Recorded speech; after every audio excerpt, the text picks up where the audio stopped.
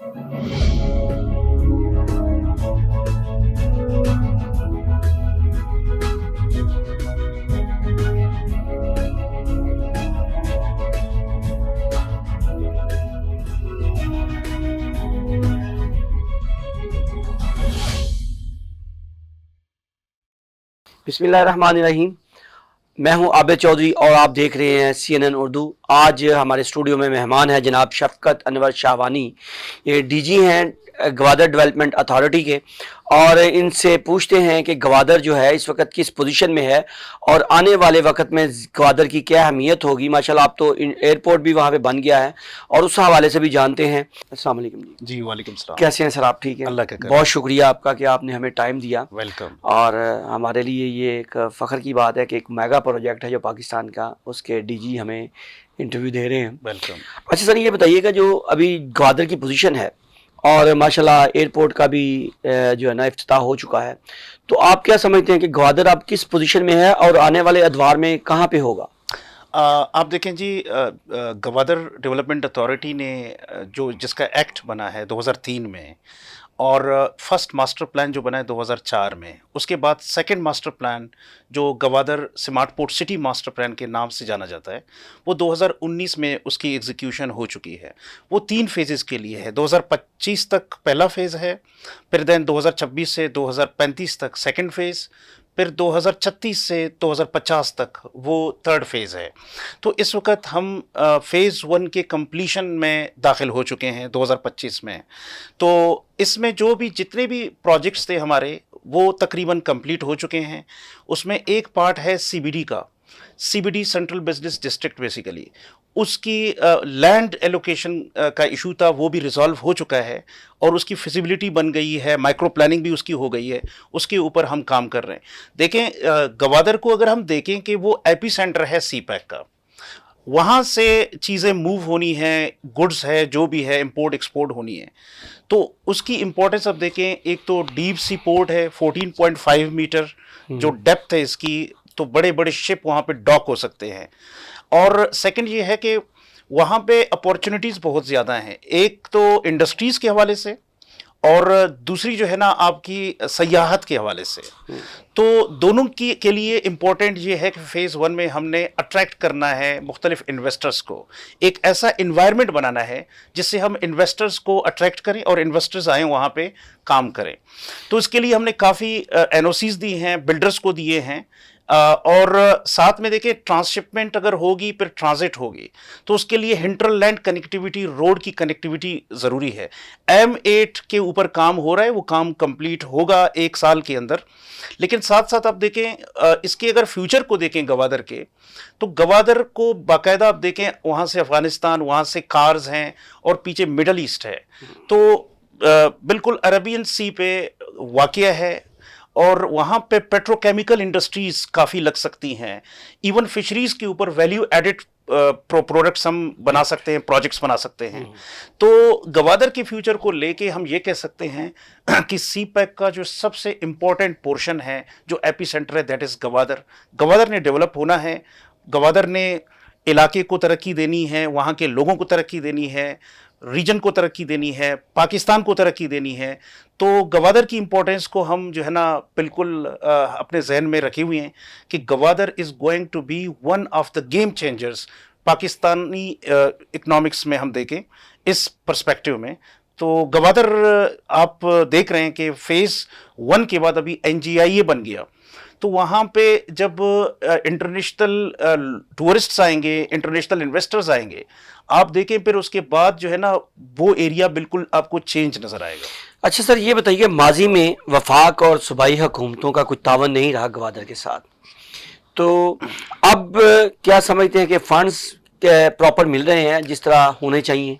तावन तो देखिए रहा है प्रोविंशियल गवर्नमेंट और फेडरल गवर्नमेंट का कि जो एक्ट्स बने हैं, अथॉरिटी बनी है, उसके बाद डेवलपमेंट वहाँ पे हुई है as compared to other areas. Balochistan के बाकी अगर डिस्ट्रिक्ट्स में आप जाएं, उसकी निस्बत काफ़ी हद तक डेवलपमेंट वहाँ हुई है। रोड इंफ्रास्ट्रक्चर को देखें, हमने कोई 256 किलोमीटर्स रोड्स बनाए GDA ने। 14.3 बिलियन रुपीस 2004 से अभी तक हमने लगाए वहाँ पे। ओल्ड टाउन की रिहैबिलिटेशन हो रही है इस वक्त बड़ी तेज़ी के साथ। वो एरियाज़ जहाँ पे ड्रेनेज का मसला है, जहाँ पे सेवरेज का मसला है, या जहाँ पे इंफ्रास्ट्रक्चर की डेवलपमेंट है, उसके ऊपर काम हो रहा है। लेकिन अलबत्ता आपको पता है कि सरकारी जो पैसे मिलते हैं, एक तो उनकी एलोकेशन होती है, फिर ऑथराइजेशन है, फिर रिलीज़ है, उसमें थोड़ा सा टाइम लगता है। लेकिन ये है कि गवर्नमेंट, प्रोविंशियल गवर्नमेंट और फेडरल गवर्नमेंट दोनों की सपोर्ट रही है। लेकिन अभी देखें NGIA के बाद जब अभी प्रेसिडेंट गए हैं recently China along with team, तो वहाँ पे उन्होंने बहुत सारे मुआहदों पे दस्तखत किए चाइनीज़ गवर्नमेंट के साथ।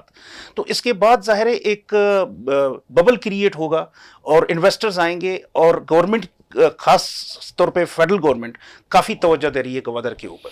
अच्छा सर, एक बहुत अहम इशू जो अभी आपने थोड़ी देर पहले डिस्कस किया, टूरिज़्म के हवाले से बहुत सारा टूरिस्ट जो है, गैर मुल्की टूरिस्ट वहाँ पे आना चाहता है, और उसको क्या सिक्योरिटी क्या है कि वो आए और वहाँ पे देखे, और जैसे कि सिविलाइजेशन है, बहुत पुरानी सिविलाइजेशन है, उस पर आप क्या समझते हैं कि जो फॉरेनर, जो टूरिस्ट आता है, उसको क्या सिक्योरिटी है, जो मौजूदा हालात है उसमें आप क्या किस तनाजुर से देखते हैं? आप देखें, अगर गवादर की ब्यूटी को देखें, इतने एरियाज़ हैं जहाँ पे सबसे ब्यूटीफुल सनसेट है।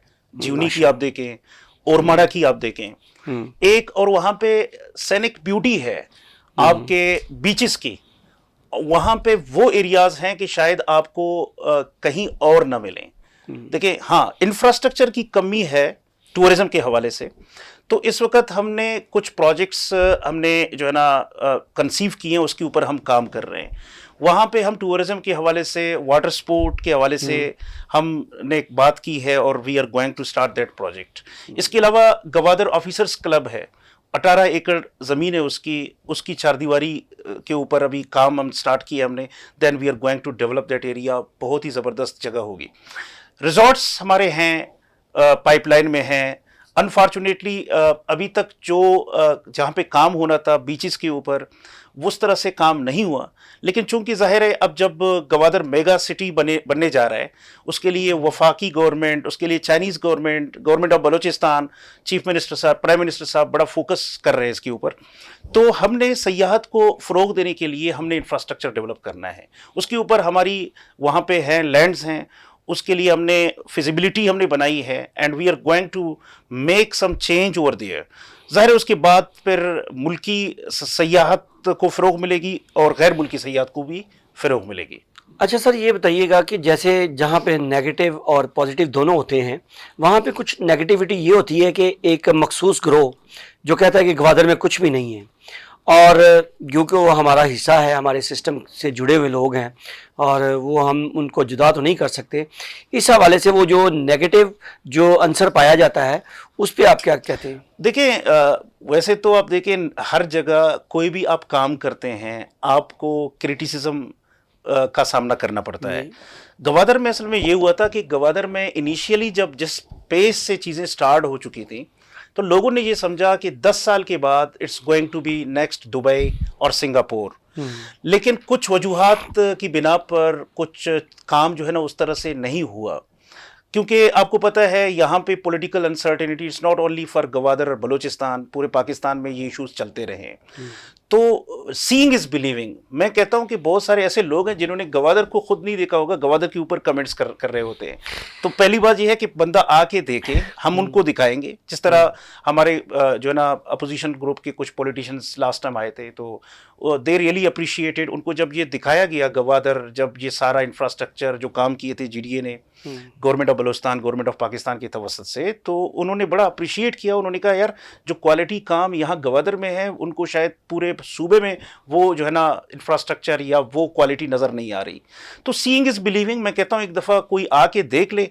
पानी का इशू था इसके ऊपर जो है ना 151 किलोमीटर से GDA टाउन को, ओल्ड टाउन को पानी सप्लाई कर रही है। अभी डिसैलिनेशन प्लांट बना हुआ है 1.2 जो है ना MGD का, तो उसकी ऑपरेशनलाइजेशन के ऊपर भी हम काम कर रहे हैं अलॉन्ग विद GPA। तो कहने का मकसद ये है कि वो बुनियादी सहूलियात तो हैं, लेकिन ज़ाहिर है लोग डिमांड करते हैं फॉर मोर।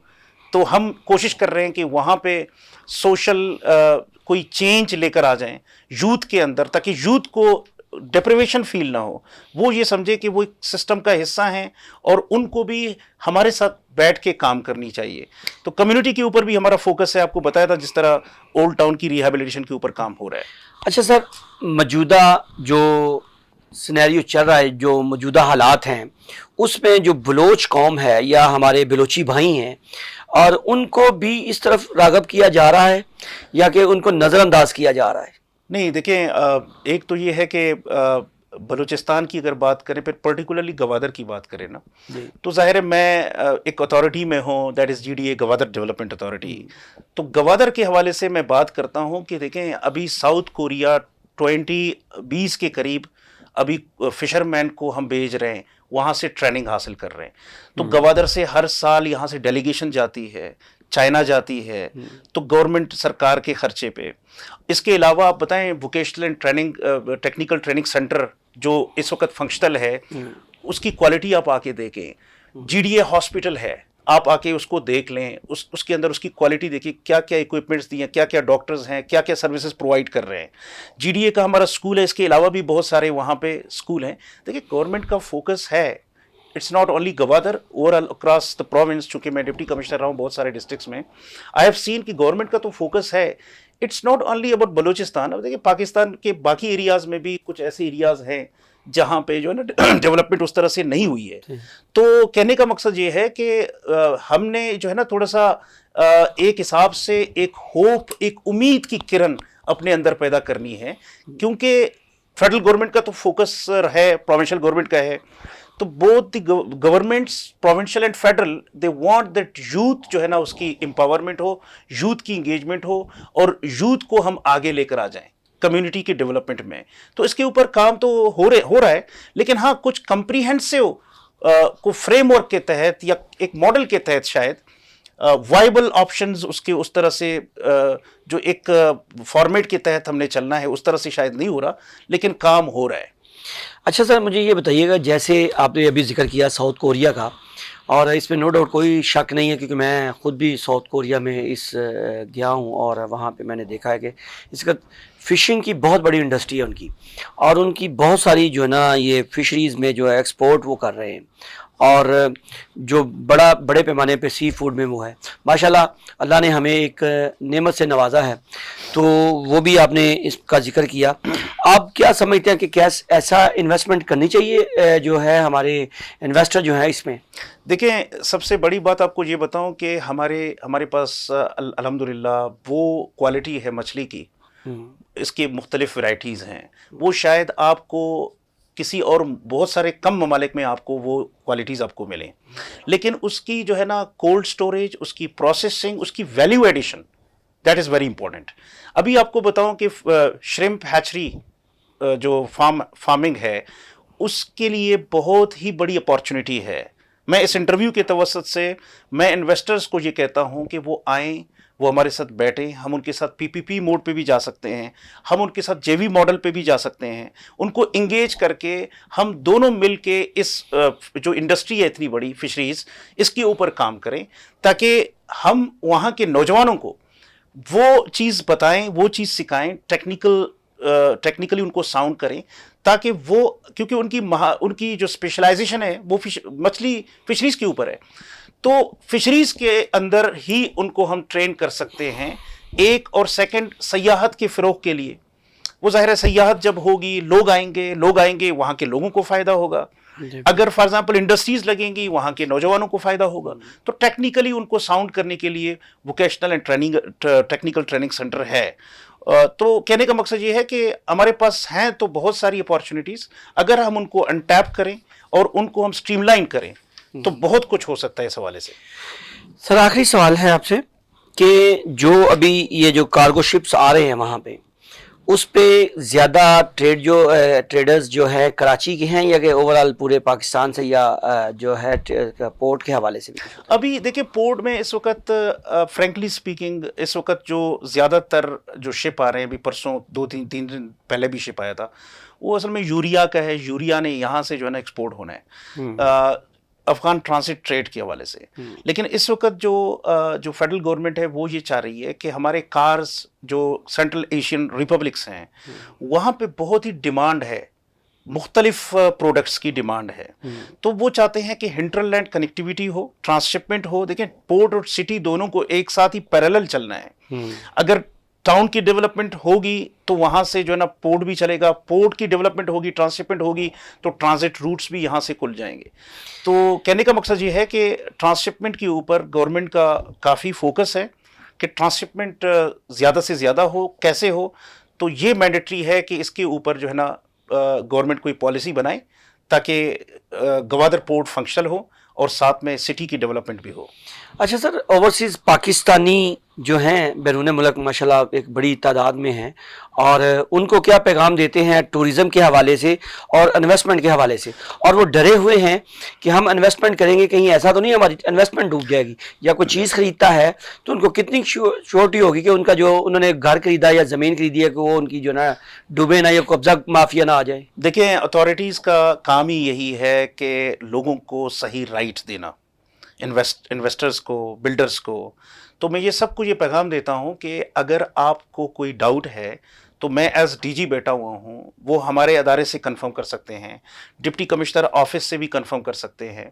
तो आपकी इन्वेस्टमेंट बिल्कुल नहीं डूबेगी। आप आएँ, टूरिज़्म के ऊपर काम करें, हम मिलके आपको सपोर्ट करेंगे, आपको लैंड देंगे, आप इसके ऊपर काम करें, आप आइडियाज़ लेकर आ जाएं। हम तो आइडियाज़ को एक्सेप्ट करते हैं। हम तो चाहते हैं कि फ्यूचरिस्टिक और विजनरी अप्रोच हो हमारी।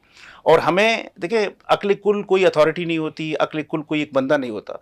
तो उसके साथ एक टेक्निकल टीम होती है। बहुत सारे ऐसे हमारे ओवरसीज़ पाकिस्तानीज़ हैं जिन्होंने बाहर इन्वेस्टमेंट की है, वो हमें आइडियाज़ भी दे सकते हैं। वो नए नए आइडियाज़ ले आएँ, उनका पैसा, उनकी इन्वेस्टमेंट बिल्कुल नहीं डूबेगी। आपके पास एग्जांपल्स हैं इस वक्त मुख्तलिफ जितने भी एसोसिएशंस हैं बिल्डर्स के, आप उनसे कंफर्म कर सकते हैं कि जीडीए की तरफ से जो एनओसीज मिली हैं वो जीडीए ने जो है ना उनको प्रोटेक्शन उनको दी है।